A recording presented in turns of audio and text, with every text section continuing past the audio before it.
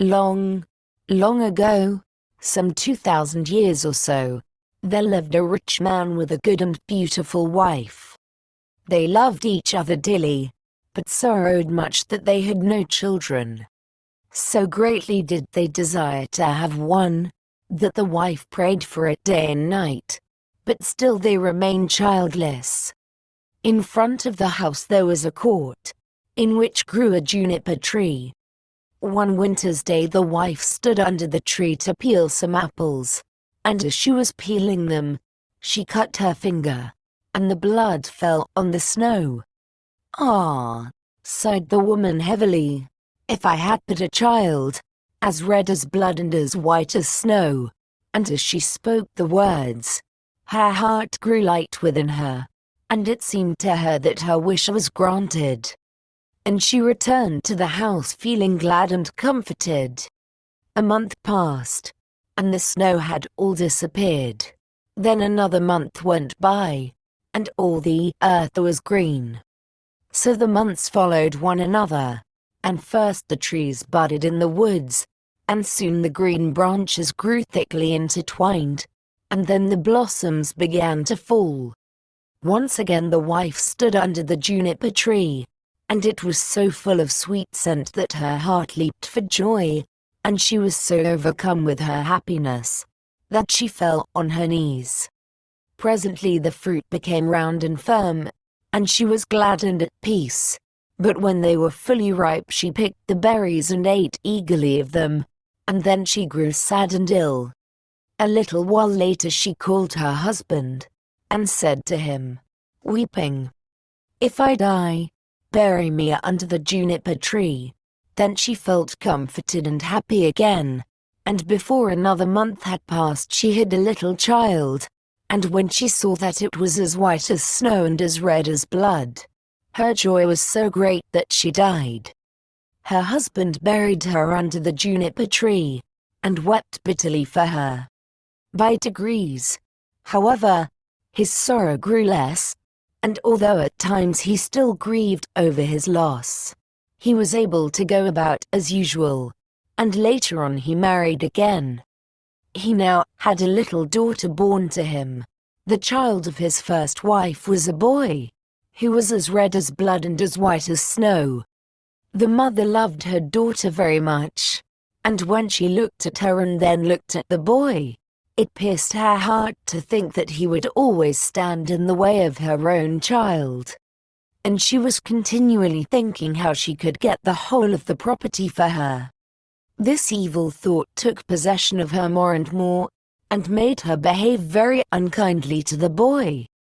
She drove him from place to place with cuffings and buffetings, so that the poor child went about in fear, and had no peace from the time he left school to the time he went back. One day the little daughter came running to her mother in the storeroom, and said, "Mother, give me an apple." "Yes, my child," said the wife, and she gave her a beautiful apple out of the chest. The chest had a very heavy lid and a large iron lock. "Mother," said the little daughter again, "may not brother have one too?" The mother was angry at this, but she answered, "Yes, when he comes out of school." Just then she looked out of the window and saw him coming, and it seemed as if an evil spirit entered into her, for she snatched the apple out of her little daughter's hand, and said, "You shall not have one before your brother." She threw the apple into the chest and shut it to. The little boy now came in, and the evil spirit and the wife made her say kindly to him, "My son, will you have an apple?" But she gave him a wicked look. "Mother," said the boy, "how dreadful you look." "Yes, give me an apple." The thought came to her that she would kill him. "Come with me," she said, and she lifted up the lid of the chest. "Take one out for yourself." And as he bent over to do so, the evil spirit urged her, and crashed down went the lid, and off went the little boy's head. Then she was overwhelmed with fear at the thought of what she had done. If only I can prevent anyone knowing that I did it, she thought. So she went upstairs to her room and took a white handkerchief out of her top drawer. Then she set the boy's head again on his shoulders and bound it with the handkerchief so that nothing could be seen, and placed him on a chair by the door with an apple in his hand. Soon after this, little Marlene came up to her mother, who was stirring a pot of boiling water over the fire, and said, "Mother, brother is sitting by the door with an apple in his hand, and he looks so pale. And when I asked him to give me the apple, he did not answer, and that frightened me." "Go to him again," said her mother, "and if he does not answer, give him a box on the ear." So little Marlene went and said, "Brother, give me that apple," but he did not say a word. Then she gave him a box on the ear, and his head rolled off. She was so terrified at this that she ran crying and screaming to her mother.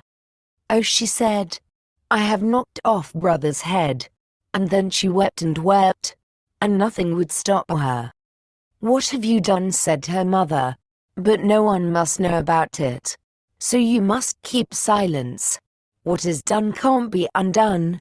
We will make him into puddings." And she took the little boy and cut him up, made him into puddings, and put him in the pot. But Marlene stood looking on, and wept, and her tears fell into the pot, so that there was no need of salt. Presently the father came home and sat down to his dinner. He asked, "Where is my son?" The mother said nothing, but gave him a large dish of black pudding, and Marlene still wept without ceasing. The father again asked, "Where is my son?" "Oh," answered the wife, "he has gone into the country to his mother's great uncle. He is going to stay there some time." "What has he gone there for? And he never even said goodbye to me." "Well, he likes being there, and he told me he should be away quite 6 weeks. He is well looked after there." "I feel very unhappy about it," said the husband, "in case it should not be all right, and he ought to have said goodbye to me." With this he went on with his dinner, and said, "Little Marlene, why do you weep? Brother will soon be back." Then he asked his wife for more pudding, and as he ate, he threw the bones under the table. Little Marlene went upstairs and took her best silk handkerchief out of her bottom drawer, and in it she wrapped all the bones from under the table and carried them outside, and all the time she did nothing but weep. Then she laid them in the green grass under the juniper tree, and she had no sooner done so than all her sadness seemed to leave her, and she wept no more. And now the juniper tree began to move, and the branches waved backwards and forwards, first away from one another, and then together again, as it might be someone clapping their hands for joy. After this a mist came round the tree, and in the midst of it there was a burning as of fire, and out of the fire there flew a beautiful bird, that rose high into the air, singing magnificently, and when it could no more be seen, the juniper tree stood there as before, and the silk handkerchief and the bones were gone. Little Marlene now felt as light-hearted and happy as if her brother was still alive, and she went back to the house and sat down cheerfully to the table and ate. The bird flew away and alighted on the house of a goldsmith and began to sing. "My mother killed her little son. My father grieved when I was gone. My sister loved me best of all. She laid her kerchief over me, and took my bones that they might lie underneath the juniper tree. Kiwit, Kiwit, what a beautiful bird am I." The goldsmith was in his workshop making a gold chain when he heard the song of the bird on his roof. He thought it so beautiful that he got up and ran out, and as he crossed the threshold he lost one of his slippers. But he ran on into the middle of the street. With a slipper on one foot and a sock on the other, he still had on his apron, and still held the gold chain and the pincers in his hands, and so he stood gazing up at the bird, while the sun came shining brightly down on the street. "Bird," he said, "how beautifully you sing. Sing me that song again." "Nay," said the bird, "I do not sing twice for nothing. Give that gold chain, and I will sing it you again." "Here is the chain, take it," said the goldsmith. "Only sing me that again." The bird flew down and took the gold chain in his right claw, and then he alighted again in front of the goldsmith and sang, "My mother killed her little son. My father grieved when I was gone. My sister loved me best of all. She laid her kerchief over me, and took my bones that they might lie underneath the juniper tree. Kiwit, kiwit, what a beautiful bird am I." Then he flew away, and settled on the roof of a shoemaker's house and sang, "My mother killed her little son. My father grieved when I was gone. My sister loved me best of all. She laid her kerchief over me, and took my bones that they might lie underneath the juniper tree. Kiwit, kiwit, what a beautiful bird am I." The shoemaker heard him, and he jumped up and ran out in his shirt sleeves, and stood looking up at the bird on the roof with his hand over his eyes to keep himself from being blinded by the sun. "Bird," he said, "how beautifully you sing." Then he called through the door to his wife, "Wife, come out. Here is a bird. Come and look at it and hear how beautifully it sings." Then he called his daughter and the children. Then the apprentices, girls and boys, and they all ran up the street to look at the bird, and saw how splendid it was with its red and green feathers, and its neck like burnished gold, and eyes like two bright stars in its head. "Bird," said the shoemaker, "sing me that song again." "Nay," answered the bird, "I do not sing twice for nothing. You must give me something." "Wife," said the man, "go into the garret. On the upper shelf you will see a pair of red shoes. Bring them to me." The wife went in and fetched the shoes. "There, bird," said the shoemaker, "now sing me that song again."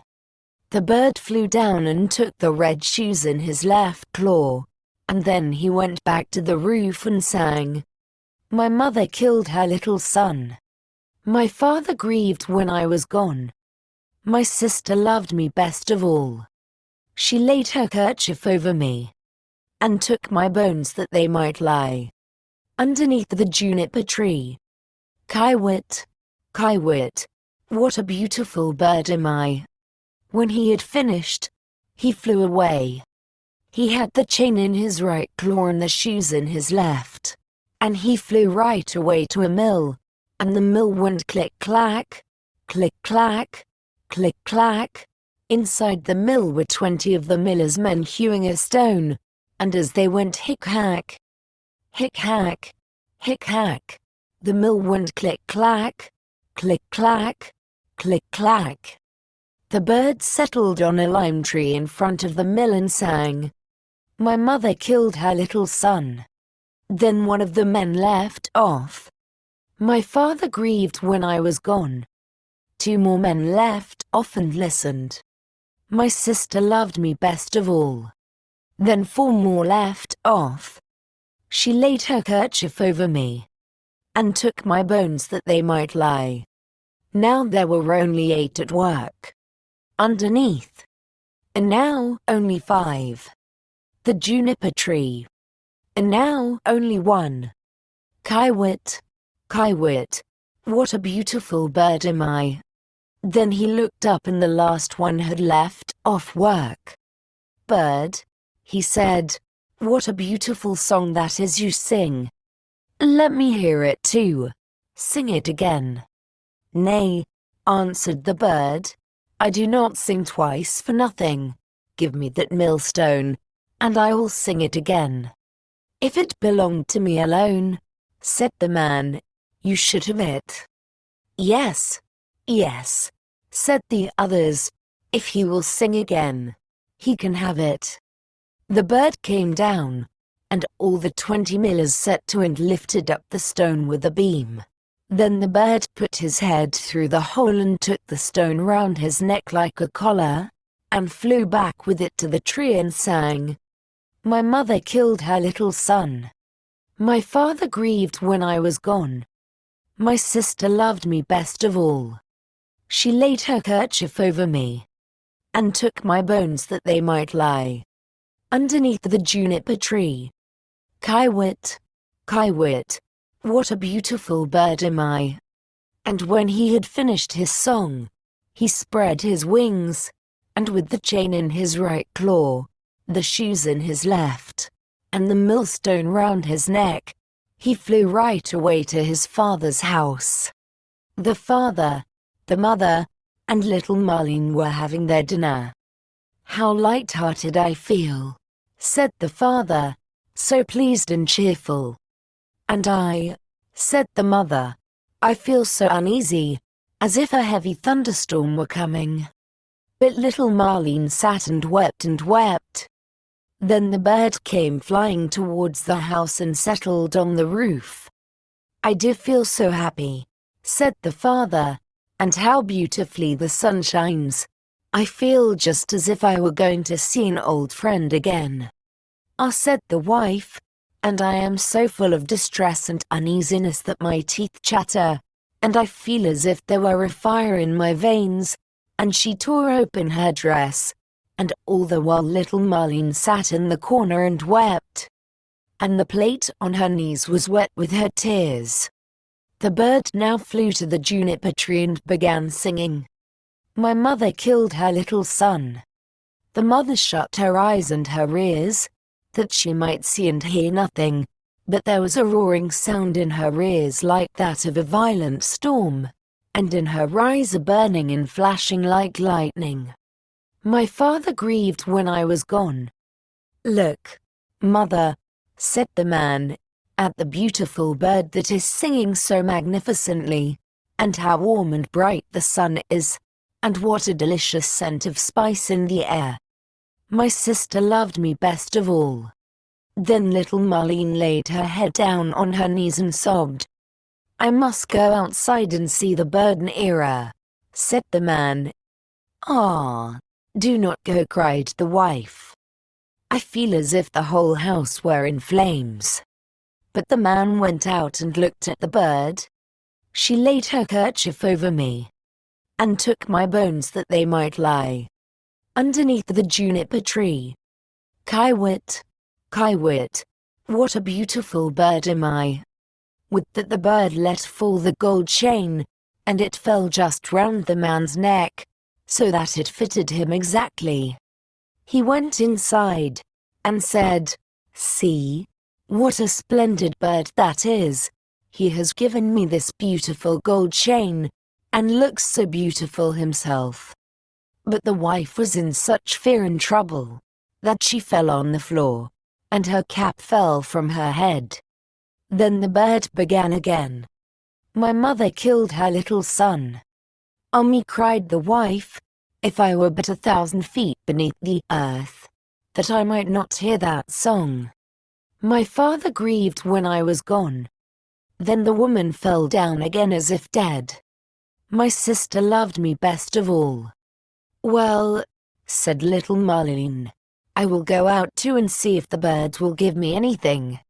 So she went out. She laid her kerchief over me, and took my bones that they might lie. And he threw down the shoes to her, underneath the juniper tree. Kiwit, Kiwit, what a beautiful bird am I. And she now felt quite happy and light-hearted. She put on the shoes and danced and jumped about in them. I was so miserable, she said, when I came out, but that has all passed away. That is indeed a splendid bird, and he has given me a pair of red shoes." The wife sprang up, with her hair standing out from her head like flames of fire. "Then I will go out too," she said, "and see if it will lighten my misery, for I feel as if the world were coming to an end." But as she crossed the threshold, crashed the bird through the millstone down on her head, and she was crushed to death. The father and little Marlene heard the sound and ran out, but they only saw mist and flame and fire rising from the spot, and when these had passed, there stood the little brother, and he took the father and little Marlene by the hand. Then they all three rejoiced, and went inside together and sat down to their dinners and ate.